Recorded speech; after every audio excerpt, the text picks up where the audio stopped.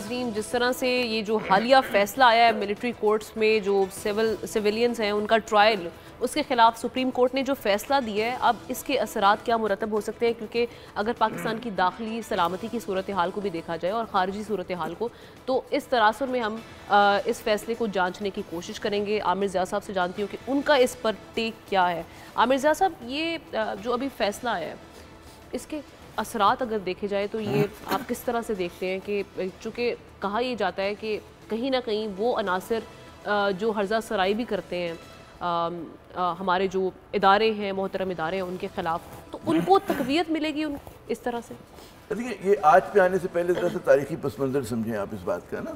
کہ پاکستان میں فوجی عدالتوں کی جو تاریخ ہے بہت پرانی ہے۔ اگر آپ دیکھیں کہ سب سے پہلی مرتبہ جب فوجی عدالتیں قائم ہوئیں تو 1953 کی بات ہے۔ اینٹی احمدیہ رائٹس ہوئی تھیں پاکستان میں، تو اس کے تناظر میں، اس کے پس منظر میں قائم کی گئی تھیں۔ پھر اس کے بعد ہم دیکھتے ہیں کہ ایوب خان صاحب کے دور میں 1958 میں ہوئی۔ پھر آپ اور آگے چلیں، جب 1969 میں یحییٰ خان صاحب آئے،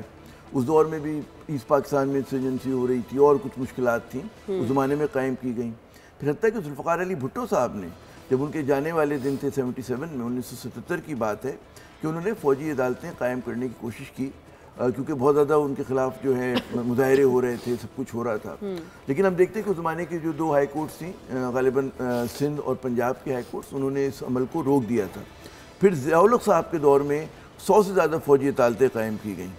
اور وہ بھی ایک پورا ایک دور تھا کہ جس کے اندر یہ تھا نا۔ پھر آپ اسی طرح اور آگے ہیں کہ جب 90s کا دور آتا ہے، جمہوریت آ جاتی ہے، اس میں بھی اسپیشل کورٹس قائم کی گئیں۔ سندھ میں فوجی عدالتیں، اس زمانے میں ڈاکو بہت ہوتے تھے، اغوا برائے تاوان ہوا کرتا تھا، وہ ہوا۔ لیکن پھر جو اب ہم آج کے تناظر میں بات کرتے ہیں، تو یہ ہوئی تھی کہ جب اے پی ایس کا سانحہ ہوا تھا، آپ کو یاد ہوگا، جس میں 134 یا 130 سے زیادہ بچے اور اساتذہ کرام جو تھے وہ شہید کیے گئے تھے، اور بہت ہی خوفناک واقعہ تھا، پوری قوم کو اس نے ایک پلیٹ فارم پہ لے کر آ گئے تھے۔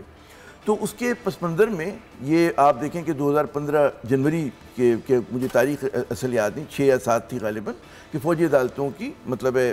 تھرو ایکٹ آف پارلیمنٹ یہ قائم کی گئی، اور ود سنسٹ کلاس قائم کی گئی تھی۔ سنسٹ کلاس کا مطلب یہ ہوتا ہے کہ 2 برس کے لیے، اور اس کا مقصد یہ تھا کہ جو پاکستان کو دہشت گردی کے فرید کا سامنا ہے اس کا مقابلہ کیا جا سکے۔ اس زمانے میں یہ ہو رہا تھا کہ جو دہشت گرد تھے پکڑے بھی جاتے تھے تو ان کو آپ سزا نہیں دے پاتے تھے۔ کیوں؟ وہ جو آپ کے گواہ تھے اس کو دھمکا دیا کرتے تھے، جو پروسیکیوشن کا وکیل تھا اس کو دھمکا دیا کرتے تھے، حتیٰ کہ ججز جو تھے ان کو دھمکایا کرتے تھے، تو ان کے خلاف فیصلہ لینا ایک بہت ہی مشکل کام تھا۔ تو وہ 2 سال جو تھا اس میں آپ دیکھیں کہ کوئی 160 سے زیادہ جو ہے لوگوں کو سزائے موت کی سزا سنائی گئی، اور میرے خیال میں 17-18 کو جو ہے ایگزیکیوٹ بھی کیا گیا، ان کو قتل، ان کو پھانسی بھی دی گئی نا۔ پھر جب یہ جنوری 2017 میں ختم ہو گئی تو اس کے بعد پھر ایک ضرورت محسوس کی گئی، کیونکہ دہشت گردی کا فرید تو اسی طرح منڈلا رہا تھا، تو دوبارہ پارلیمنٹ نے اس مسئلے کو اٹھایا، اور قومی اسمبلی نے، جو مجھے اگر یاد پڑتا ہے کہ 255 ووٹ ڈالے گئے تھے فوجی عدالتوں کی حمایت میں، اور 4 ووٹ جو تھے ان کے خلاف تھے قومی اسمبلی میں، اور سینٹ میں 78 ووٹ ڈالے گئے تھے ان کی حمایت میں پاس کرنے کے لیے، اور 3 ووٹ غالباً جو تھے وہ ان کے خلاف تھے۔ اور اس میں وہ تاریخی ووٹ بھی تھا رضا ربانی صاحب کا، جس میں وہ آنسوؤں سے رو رہے تھے کہ میں نے نہیں ڈالنا تھا، لیکن میں نے ڈالنا پارٹی ڈسپلن میں۔ لیکن اس چیز کو ایک پذیرائی ملی عوامی سطح پہ۔ میرے خیال میں جو 2015 میں جو فیصلہ کیا گیا تھا، اس کے پیچھے پورے عوام کھڑے ہو گئے تھے، کیونکہ دہشت گردی اتنا زبردست وہ ضرب عزم بھی چل رہا تھا اس زمانے میں، ٹھیک ہے نا، اور پھر اس کے بعد رد الفساد کا آغاز ہوا جب باجوہ صاحب آرمی چیف بنے، تو اس میں لوگوں نے اس میں پذیرائی کا وہ کیا۔ حالانکہ اس زمانے میں بھی جو رائٹس گروپ تھے اور جو انٹرنیشنل بین الاقوامی ایجنسیز تھیں، وہ مطلب ایجنسی سے مراد جو ہیومن رائٹ گروپس تھے، انہوں نے اس پہ شور مچایا، لیکن ہماری ایک اپنی ضرورت تھی۔ وہ بالکل جیسا شور مچاتے ہیں کہ جی آپ پھانسی کی سزا مت دیں، اور اس کی وجہ سے آپ دیکھیں کہ ان آفیشیل موریٹوریم لگا ہوا ہے، لیکن اس تناظر میں وہ بھی ہٹا دیا گیا تھا، تو دہشت گردوں میں سے کئیوں کو سزائے موت دی گئی، اور ٹھیک ہے نا، آج کل نہیں دی جا رہی، میرے خیال میں 1-2 سال سے بلکہ زیادہ ہو گئے کہ نہیں ہو رہا، تو اس تناظر میں یہ ساری باتیں ہو رہی ہیں۔ تو ابھی بھی چیلنج یہی ہے کہ جو دہشت گرد ہیں، کہ ہماری جو عدالتیں، دہشت گرد سے مراد وہ کہ جن کا تعلق القاعدہ سے ہے، تحریک طالبان سے ہے، یا دیگر اس طرح کے جو ملیٹنٹ گروپس ہوتے ہیں جو کہ کالعدم تنظیمیں ہوتی ہیں، ان کے اوپر ہے۔ اچھا، اب یہاں پہ جو ایک نیا زاویہ آ گیا آج کے تناظر میں، وہ یہ آ گیا کہ